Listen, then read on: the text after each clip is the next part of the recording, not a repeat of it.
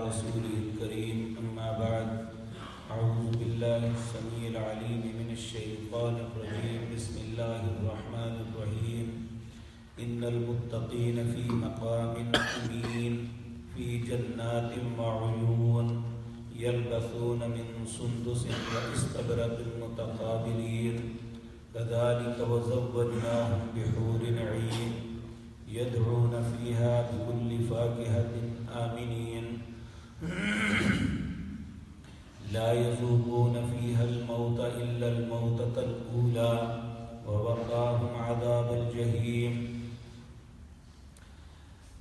فضلا من ربك ذلك هو الفوز العظيم فإنما يسرناه بلسانك لعلهم يتذكرون فارتقب إنهم مرتقبون۔ حضرات محترم، گزشتہ آیات میں ان بد نصیبوں کا تذکرہ تھا جو زندگی میں اللہ کے ساتھ اس کی آیات کے ساتھ کفر کرتے ہیں یا شرک کے اندر زندگی گزارتے ہیں یا اللہ اور اس کے رسول کی مخالفت کرتے ہیں۔ اب وہ لوگ جو اس کے بالکل برعکس ہیں، جنہیں اللہ نے ہدایت کا رستہ دکھایا، وہ اپنے دل میں خوف خدا رکھتے ہیں اور اللہ کے حکموں کے مطابق اپنی زندگی گزارتے ہیں۔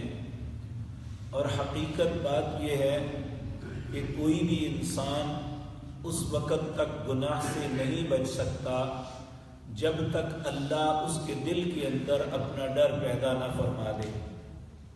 اسی لیے نبی کریم صلی اللہ علیہ وسلم اللہ سے یہ دعائیں کیا کرتے تھے، بلکہ بعض احادیث میں یہ آتا ہے آپ جب بھی کسی مجلس سے اٹھتے تو اس دعا کو ضرور کیا کرتے تھے، اللہم اقسم لنا من خشیتک ما تحول به بیننا و بین معاصی۔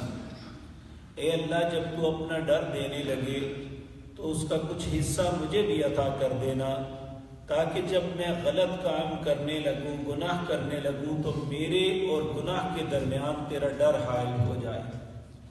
اور حقیقت بات بھی یہ ہے کہ اللہ کی نظروں میں کسی کی خوبصورتی، کسی کا مال، کسی کا منصب اس کی وجہ سے عزت نہیں ہے۔ اللہ رب العزت کے ہاں عزت اس کی ہے، ان اکرمکم عند اللہ اتقاکم۔ جس کے دل میں جتنا زیادہ اللہ کا خوف ہوگا، اللہ سے ڈرنے والا ہوگا، اللہ کے ہاں اتنا ہی باعزت ہوگا۔ اور یاد رکھیں، اللہ مالک نے جہنم کے عذابوں کے مقابلے میں اپنی نعمت جنت میں ساری رکھی ہیں۔ اور جنت کسے ملے گی؟ جہاں بھی آپ تذکرہ پڑھیں گے وہاں یہی آمنوا وعملوا الصالحات یا ان المتقین، بے شک متقین کے لیے یہ سب کچھ ہوگا۔ تو اللہ ہمارے دلوں میں بھی تقوی پیدا فرما دے۔ یہ جو ہم مختلف عبادات کرتے ہیں، اللہ کی توفیق سے نماز پڑھتے ہیں، اللہ کی توفیق سے روزے رکھتے ہیں، حج یا عمرہ کرتے ہیں، یا اللہ کے راستے میں خرچ کرتے ہیں، یہ ساری چیزیں ایک ایسا پروسیس ہے جو انسان کے دلوں میں تقوی پیدا کرتا ہے۔ بلکہ روزے کے متعلق تو اسپیشلی اللہ نے فرمایا یا ایھا الذین آمنوا کتب علیکم الصیام کما کتب علی الذین من قبلکم لعلکم تتقون۔ یہ تم پہ اس لیے فرض کیے تاکہ تمہارے اندر تقوی پیدا ہو جائے۔ تو اللہ یہ نعمت ہمیں بھی نصیب کر دے۔ تو جس کو یہ مل گئی، اللہ فرماتے ہیں ان المتقین فی مقام امین، اللہم اجعلنا منہم۔ اے اللہ ہمیں بھی ان لوگوں میں شامل فرما لے۔ اللہ فرماتے ہیں متقین جو ہے یہ مقام امین یعنی امن والے مقام میں ہوں گے، جس میں کوئی ڈر خوف کسی قسم کا نہیں ہوگا۔ فی جنات وعیون، اس میں باغات اور چشمے ہوں گے جو ان کے لیے اللہ عطا کریں گے۔ یلبسون من سندس، ان کے لباس باریک ریشمی ہوں گے، وَإِسْتَبْرَقْ، اور استبرق کہتے ہیں موٹے ریشم کو، جو جس کے اوپر کڑھائی ہوتی ہے، یعنی انسان کو وہ خوبصورت لگتا ہے۔ کہا یا باریک ریشم اور موٹے ریشم کے لباس انہیں پہنائے جائیں گے، متقابلین، ایک دوسرے کے سب لوگ سامنے ہوں گے۔ یہ ایک ایسا پروسیس ہے جو آج عقل میں نہیں آتا۔ آپ دیکھیں ہم لوگ یہاں بیٹھے ہوئے ہیں، کچھ لوگ آگے ہیں، کچھ ان کی پشت پہ ہیں، کچھ پھر ان کی پشت پہ ہیں، ایک دوسرے کے آگے پیچھے بیٹھتے ہیں۔ لیکن جنت میں وہ کیا چیز ہوگی کہ کوئی کسی کی پشت کی طرف نہیں ہوگا، سب لوگ ایک دوسرے کے سامنے ہوں گے۔ یہ ایک ایسی اللہ کی نعمت ہوگی جو شاید دنیا میں ہم کبھی بھی نہ دیکھ سکیں، کہ جب بھی انسان زیادہ ہوتے ہیں اس میں لازمی نتیجہ ہوتا ہے کچھ آگے کچھ پیچھے، یہ ایک فطرت ہے۔ لیکن اللہ رب العزت فرماتے ہیں اس جنت کے اندر کوئی کسی کی پشت کی طرف نہیں ہوگا، متقابلین، سب ایک دوسرے کے سامنے ہوں گے۔ اس کی کیفیت کیا ہوگی اللہ رب العزت جانتے ہیں۔ دنیا کے اندر یہی فرمایا وما ادراک، تم اس کا ادراک نہیں کر سکتے کہ اللہ وہ نعمت کیسے عطا کریں گے۔ اللہ ہمارے نصیب میں کرے۔ اللہ فرماتے ہیں کذالک، اسی طرح ہوگا، وَزَوَّجْنَاهُمْ بِحُورٍ عِينٍ، ان کا نکاح خوبصورت سفید عورتیں اور کالی آنکھوں والیوں کے ساتھ ہوگا۔ يَدْعُونَ فِيهَا بِكُلِّ فَاكِهَةٍ آمِنِينَ، وہ اس میں پھل منگوائیں گے اور اس پہ کوئی خوف نہیں ہوگا، امن کے ساتھ منگوائیں گے۔ کیا مطلب؟ آج دیکھیں ہم کوئی بھی چیز منگوانے سے پہلے اپنی پاکٹ دیکھتے ہیں، کیا ہم اس کی قیمت ادا کر سکیں گے؟ ہم وہ چیز لیتے ہیں جو ہماری رینج کے اندر ہو، اس چیز کی طرف نہیں جاتے۔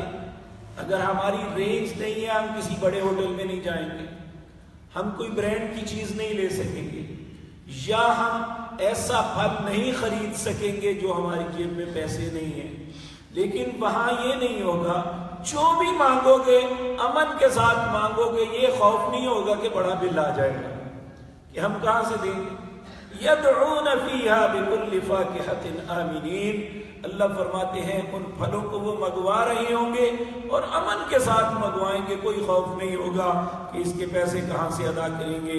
اللہ فرماتے ہیں لا یذوقون فیہا الموت الا الموتۃ الاولی، وہاں موت نہیں آئے گی مگر وہی جو پہلے آ چکی ہے۔ نبی کریم صلی اللہ علیہ وسلم نے فرمایا جب جنتی جنت میں چلے جائیں گے اور العیاذ باللہ اللہ ہم سب کو اپنی پناہ میں رکھے، جہنمی جہنم میں چلے جائیں گے، پھر اللہ رب العزت اہل جنت کو پکاریں گے۔ اہل جنت یہ دیکھو کیا ہے، اہل جنت جھانک کے دیکھیں گے تو سامنے ایک جانور کھڑا ہوگا، تو وہ چونکہ موت سے ہم کنار ہو چکے ہوں گے اس لیے فوراً پہچان لیں گے، کہیں گے اے رب العزت یہ موت ہے۔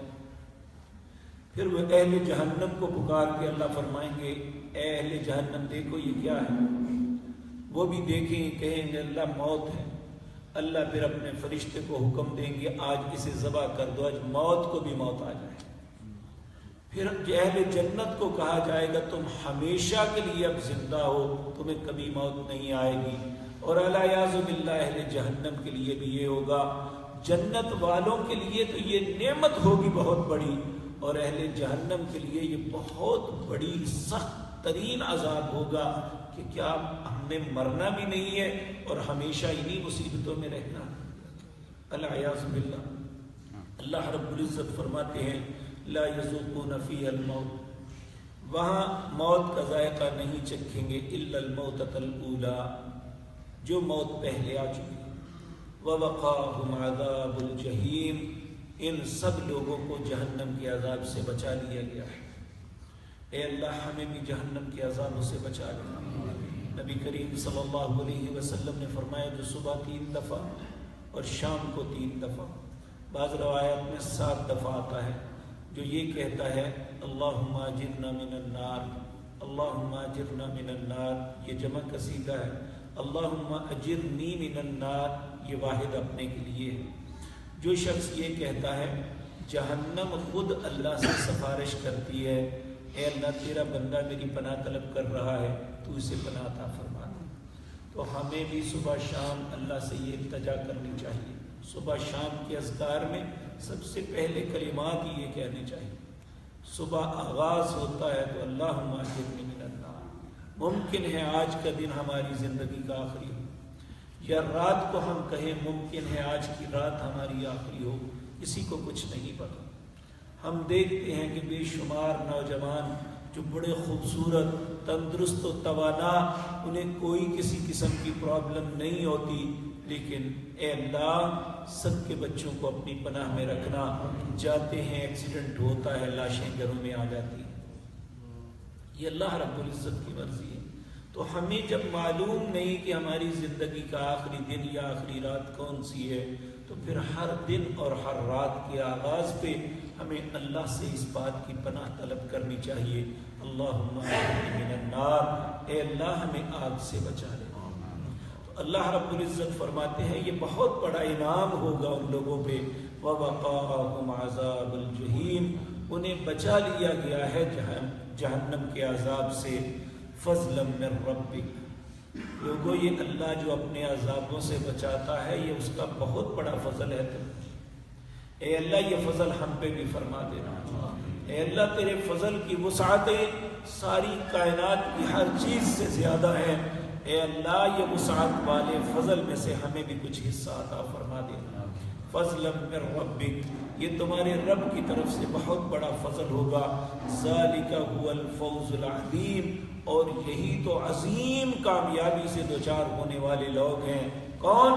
جنہیں آگ سے بچا لیا گیا، فمن زحزح عن النار وادخل الجنۃ فقد فاز، جنہیں آگ سے بچا لیا گیا، جنہیں جنت میں داخل کر دیا گیا، یہی تو کامیاب ہیں۔ حقیقت بات یہ ہے کہ اصل کامیابی ہی یہ ہے جب آخری اور فائنل امتحان میں انسان کامیاب ہو کے جہنم کے عذابوں سے بچا لیا جائے اور جنت میں داخل کر دیا جائے۔ اللہ ہم سب کو بھی ان لوگوں میں شامل فرما لے۔ پھر اللہ رب العزت اپنے نبی جناب محمد الرسول اللہ صلی اللہ علیہ وسلم کو فرما رہے ہیں، فَإِنَّمَا يَسَّرْنَاهُ بِلِسَانِكَ، ہم نے یہ سارا پیغام جو لوگوں کے لیے ہے آپ کی زبان پہ آسان بنا دیا، لعلہم یتذکرون، تاکہ جو بھی سنیں وہ نصیحت حاصل کریں۔ آپ دیکھیں ہم زندگی میں جتنی مرضی باتیں کرتے رہیں، ان باتوں میں وہ خوبصورتی نہیں ہوتی جو قرآن کی چند آیات میں ہوتی ہے، کہ جب بھی قرآن کی آیات پڑھی جاتی ہیں تو حقیقت بات یہ ہے کہ ہم جیسے گناہ گار بھی اس وقت ڈر جاتے ہیں، رونگٹے کھڑے ہو جاتے ہیں اور دل کے اندر کیفیت بدل جاتی ہے۔ اللہ رب العزت نے اس پاک کلام کے اندر یہ اثر رکھا ہے، اور خصوصاً اپنے پیارے نبی جناب محمد الرسول اللہ صلی اللہ علیہ وسلم جنہوں نے سب سے پہلے اس قرآن کی دعوت لوگوں کو دی، اللہ نے سب سے زیادہ تاثیر نبی کریم کی زبان میں رکھی، کہا فَإِنَّمَا يَسَّرْنَاهُ بِلِسَانِكَ، ہم نے اس قرآن کو آپ کی زبان پہ بڑا آسان کر دیا، لَعَلَّهُمْ يَتَذَكَّرُونَ، تاکہ یہ لوگ نصیحت پکڑ لیں۔ لیکن یہاں یہ بات یاد رکھیں، جو شخص اپنے دل کو خود گرا باندھ لیتا ہے پھر اسے نبی بھی نہیں سمجھا سکتا، کیونکہ اس کی مرضی نہیں ہے ہدایت کو قبول کرنا۔ تو اللہ رب العزت فرماتے ہیں پھر یہاں گھبرانا نہیں، فَارْتَقِبْ إِنَّهُمْ مُرْتَقِبُونَ، آپ بھی انتظار کیجئے اور انہیں بھی انتظار کرنے دیجئے، سب کو پتا چل جائے گا کہ کس کا انجام کیا ہوتا ہے۔ یعنی رسول اللہ صلی اللہ علیہ وسلم کو یہ فرمایا جا رہا ہے اور اہل ایمان کو کہ آپ بھی انتظار کرو، وہ وقت آنے والا ہے، دور نہیں ہے، اور انہیں بھی انتظار کرنے دو جو کہتے ہیں کبھی قیامت قائم نہیں ہوگی۔ انتظار تم بھی کرو، یہ بھی کرے، جب وہ فائنل امتحان ہوگا اس کے بعد جو کچھ ملے گا پھر اس وقت سب کو پتہ چل جائے گا۔ اے اللہ اس سے پہلے پہلے ہمیں سمجھ نصیب فرما دینا، توبہ کی توفیق دے دینا، ہمارے دلوں میں بھی تقوی پیدا فرما دینا۔